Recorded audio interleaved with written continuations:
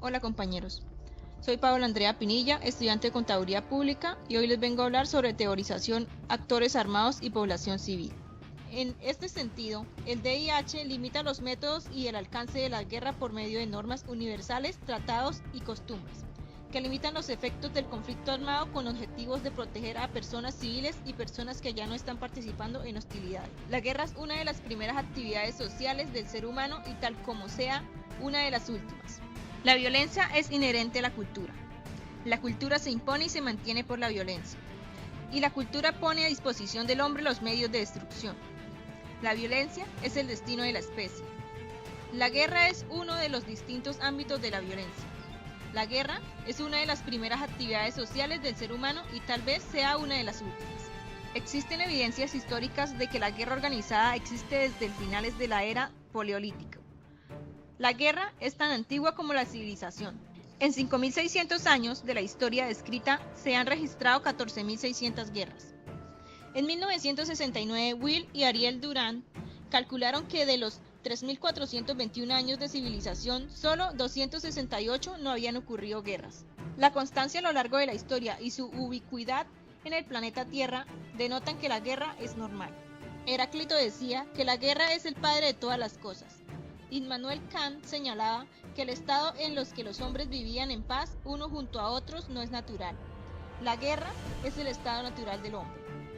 Y Emmanuel Levinas manifestaba que el ser se revela a sí mismo como guerra. La guerra, desde un punto de vista normativo, ha sido vista por el derecho a través de 4 importantes tradiciones: el jus ad bellium o el derecho a la guerra, el jus in bellium o el derecho de la guerra, el jus post bellium o el derecho después de la guerra y el jus contra bellium o el derecho a la no guerra. El jus ad bellium es el término dado a la rama del derecho que se define las razones legítimas por las que un Estado puede librar una guerra o se centra en ciertos criterios que hacen una guerra justa. Por otro lado, el jus in bellium es un conjunto de normas que entran en vigor cuando ha empezado una guerra. Sobre esta diferencia ha dicho el profesor Walser que el dualismo del jus ad bellium y el jus in bellium se centran en el mismo corazón de lo que constituye la esencia más problemática de la realidad moral y de la guerra. El jus ad bellium formula preguntas a los líderes políticos. El jus in bellium considera la responsabilidad de los soldados. Por lo tanto, una guerra justificable puede librarse injustamente o una guerra injusta puede librarse justamente. El jus post bellium, el derecho después de la guerra, hace referencia a temas como los de la teorización y práctica de la planificación, el desarme, la desmovilización y la reintegración, la ocupación militar, la reconciliación política y la justicia transicional. Esta última implicaría la satisfacción a la sociedad afectada y a las víctimas de los derechos, a la verdad, a la justicia y a la reparación. El jus contra bellium hace referencia a la tesis que abogan por la no guerra, el pacifismo y las sanciones de los crímenes contra la paz que hoy se conocen como crímenes de agresión. Históricamente las FARC se despliegan como producto y a la vez como herederas de las luchas agrarias de los años 30 del siglo XX y de la violencia de los años 50. De hecho, se proclaman víctimas del desangre nacional de entonces, una condición que desde luego no le es exclusiva, sino que comparten con miles y miles de colombianos. En esta perspectiva, las FARC se reconoce en su fase originaria como una fuerza defensiva que dio proyección concreta a la noción político-militar de autodefensa. Un énfasis muy marcado en un primer plano a la continuidad de su presencia junto a conflictos sociales y políticos de larga duración en el país. En un segundo plano, las FARC son una de las múltiples expresiones de ruptura armada con las viejas luchas bipartidistas, aunque ellas mismas no existen tanto en esa discontinuidad entre los dos momentos, como así lo hacen otras fuerzas insurgentes que conforman en los años 60, como el ELN o incluso después, como el M-19. La clave del éxito relativo de las FARC, pero también de su declive militar y político reciente, está en sus complejas relaciones con la población civil.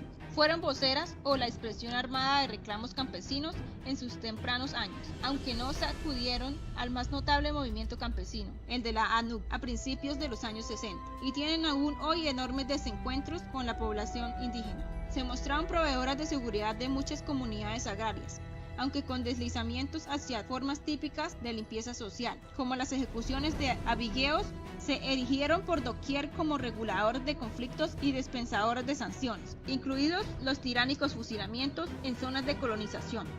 Se afirmaron como recaudadoras de contribuciones más o menos forzosas, como los tributos en zonas cocaleras que las reconocen como una fuerza protectora, pero también se desbordaron en su hostigamiento sistemático a la población civil, con prácticas como masacres, minas antipersonales, tomas violentas de pueblo, hasta llegar a la generalización del recurso que más impopulares las ha hecho, el uso indiscriminado de secuestro. Su accionar invadió a la vida cotidiana de regiones y poblaciones, a veces como autoridades de facto y otras como fuerzas de ocupación. A la larga, se puede decir que antagonizaron sistemáticamente a la población civil a la que halagaban y trataban de seducir en discurso público, pero al mismo tiempo sometían, amparadas en el poder despótico de las armas. Por ello, el tema hoy no es, como quieren muchos, la victoria o la derrota militar, sino como después de tantas décadas de sufrimiento colectivo, hacer una paz honorable para disminuir la intensidad de las inevitables heridas del posconflicto.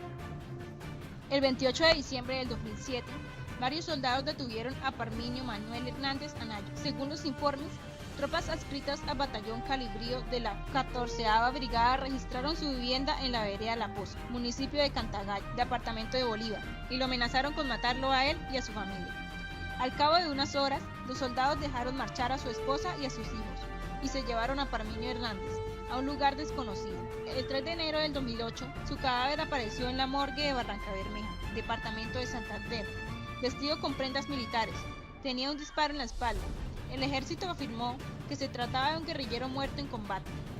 La joven de 16 años, Ingrid Yadira Sinistierra, fue secuestrada por paramilitares y murió a manos de estos el 24 de agosto de 2007 en Buenaventura, departamento del Valle del Cauca. Sus familiares acudieron a reclamar a los paramilitares que les entregaran el cuerpo. Estos les dijeron que la habían matado con advertencia para que nadie tuviera relaciones con guerrilleros. Les dijeron que habían atado el cadáver a un poste de energía y que debían acudir al siguiente día a recuperar el cuerpo. Cuando la familia volvió a la mañana siguiente, les dijeron que al cadáver de Ingrid le habían abierto el vientre, le habían sacado los órganos y lo habían arrojado al mar. Ese mismo día la familia logró rescatar del mar el cuerpo, que presentaba múltiples heridas de arma blanca, y el 27 de agosto le dieron sepultura.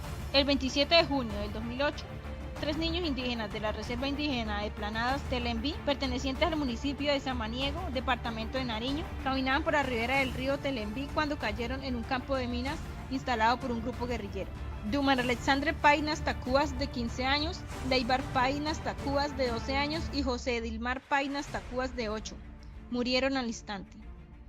Los grupos guerrilleros continúan utilizando minas terrestres antipersonales, muchas cuyas víctimas son civiles. Según informes, Colombia es el país del mundo con más víctimas mortales por las minas terrestres antipersonales. El conflicto interno armado que tiene lugar en Colombia enfrenta a las fuerzas de seguridad y a los grupos paramilitares contra los grupos guerrilleros desde hace más de 40 años.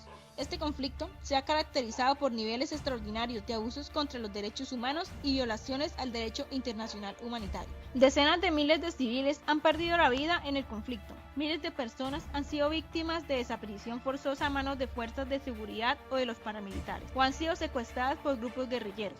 La toma de rehenes, sobre todo por parte de grupos guerrilleros, y la tortura a manos de las fuerzas de seguridad y los paramilitares y las fuerzas de guerrilla son algunas de las tácticas para sembrar el terror utilizadas en un conflicto que también se ha caracterizado por la utilización de niños y niñas soldados y la violencia sexual generalizada contra las mujeres y niñas. Tales abusos han dado como resultado una de las mayores crisis de las personas desplazadas que se conocen en el mundo. Se cree que entre 3 y 4 millones de colombianos han huido de sus casas para escapar de la violencia. Estos crímenes son una en la muestra del desprecio que todas las partes implicadas en el conflicto exhiben por derecho internacional humanitario y el derecho de los derechos humanos. No hay consenso sobre las causas que subyacen el conflicto armado. De hecho, esta falta de acuerdo se hace extensiva en la cuestión si en Colombia tiene lugar un conflicto armado o más bien una guerra contra el terror. La respuesta del gobierno colombiano a la crisis, que afecta una proporción tan elevada de su ciudadanía, sigue siendo contradictoria. Gobiernos sucesivos han adoptado programas integrales de formación en materia de derecho internacional humanitario y de los derechos humanos, dirigidos a las fuerzas de seguridad. Al mismo tiempo, el gobierno del presidente Álvaro Uribe ha negado que exista un conflicto armado en el país, y al hacerlo, ha socavado algunas de las protecciones que el derecho internacional humanitario puede y debe facilitar. Es indudable que los programas oficiales de protección y defensores y defensoras de los derechos humanos, sindicalistas y periodistas han conseguido salvar vidas. Sin embargo, las causaciones reiteradas y los ataques verbales procedentes de los más altos funcionarios del Estado y autoridades del gobierno, así como los altos miembros de jerarquía militar, han socavado la labor a personas que defienden los derechos humanos y de los activistas sociales y han incrementado el riesgo de ataques contra estas personas. El gobierno afirma que en Colombia están teniendo lugar al renacimiento irreversible de una paz relativa, un rápido descenso de los índices de violencia, la desmovilización con éxito de decenas de miles de combatientes paramilitares y una justa y efectiva para las víctimas de abusos contra derechos humanos. Sin duda, es cierto que en los últimos años se ha reducido la incidencia de algunos abusos. Otros, sin embargo, han aumentado particularmente las ejecuciones extrajudiciales perpetuadas directamente por fuerzas de seguridad y los desplazamientos forzados. También hay indicios que muestran claramente que los grupos paramilitares continúan activos y siguen cometiendo violaciones de los derechos humanos, a pesar de que el gobierno afirma lo contrario. El conflicto colombiano es, en definitiva, la trágica y vivida historia de innumerables personas que han sido víctimas de abusos sistemáticos que destruyeron sus vidas y sus comunidades cuyos responsables nunca recibieron castigo. Aunque en las áreas rurales más remotas, ricas en recursos naturales, el grado de destrucción es quizás el más elevado y peor documentado. Es una historia que no se refleja en las estadísticas de crímenes horrendos que rara vez se denuncian y de tragedias que se silencian. El núcleo del trabajo lo conforman historias de comunidades indígenas diezmadas por el conflicto, de familias afrodescendientes expulsadas de sus hogares, de mujeres violadas y de niños y niñas destrozados por las minas terrestres, así como testimonios de la voluntad y la capacidad de resistencia de comunidades que han adoptado una postura activa para defender su derecho a no ser involucrados en el conflicto. Muchos de los supervivientes que hablaron con Amnistía Internacional tenían un mensaje claro para los que cometen abusos contra los derechos humanos. Sean quienes sean, déjenos en paz. Este informe concluye con unas recomendaciones detalladas a todas las partes implicadas en el conflicto y a la comunidad internacional, incitando a que las garantías establecidas en el derecho internacional humanitario y el derecho de los derechos humanos sean una realidad para la población colombiana. Las recomendaciones de Amnistía Internacional reflejan y apoyan las demandas e inspiraciones de los numerosos defensores y defensoras de los derechos humanos, activistas comunitarios y sindicalistas que siguen luchando por la justicia y a menudo con un altísimo costo personal. De esta forma, el conflicto implica varios actores de un mismo país, entre ellos a la población civil, y es justamente esta la que convive con el lado más ruin del enfrentamiento. Sufre las acciones violentas de los contendientes y aporta el mayor número de víctimas mortales, personas desplazadas, secuestradas y o extorsionadas. La amplia implicación de la población es uno de los criterios de Lederer, 1998, para considerar un conflicto como intratable. Pero aún en esta situación de enquistamiento, la población civil es una de las partes del conflicto que cuenta con la capacidad para modificar el curso de la confrontación. La actitud que adopte la población ante la violencia política posibilita que el conflicto siga manifestándose en estos términos. La participación de la población podría darse en cualquiera de los siguientes ámbitos. A. Exigiendo a los grupos confrontados que adelanten un proceso de diálogo y de no violencia, convirtiéndose en un tercer lado que rechaza cualquier acto opuesto a la negociación. O B. Ensayando el centro, en este caso la población no solo exige a los contendientes detener la violencia, sino que busca generar una nueva cultura política en la que inviten a partes confrontadas a definir, entre todos, cómo debe ser el Estado y qué debe hacerse. Desde el centro de la confrontación se acerca a los actores polarizados. Los ámbitos anteriores tienen como común una orientación constructiva, es decir, que pretenden la desescalada y rechazo a la violencia. Ronaldo Fischer, 1990, plantea un modelo según este autor, que analiza algunas variables relacionadas con la transformación de conflicto. Existen dos categorías de variables que son ejes centrales para la desescalada: las orientaciones y los procesos. Entre las orientaciones incluyen las percepciones, la actitud etnocéntrica, el enfoque competitivo y las condiciones sobre el exogrupo y sobre los líderes. Y entre los procesos nos encontramos con las formas de interacción con el exogrupo. Se pretende articular el papel de algunas variables para transformación del conflicto. Algunos de estos procesos subjetivos corresponden a percepciones de amenaza, desconfianza y de costo. Quienes desarrollaron esta investigación comprenden finalmente la afirmación recogida en preámbulo fundamental. La UNESCO establece que si la guerra nace en la mente de los hombres, es en la mente de los hombres donde debe erigirse los baluartes de la paz.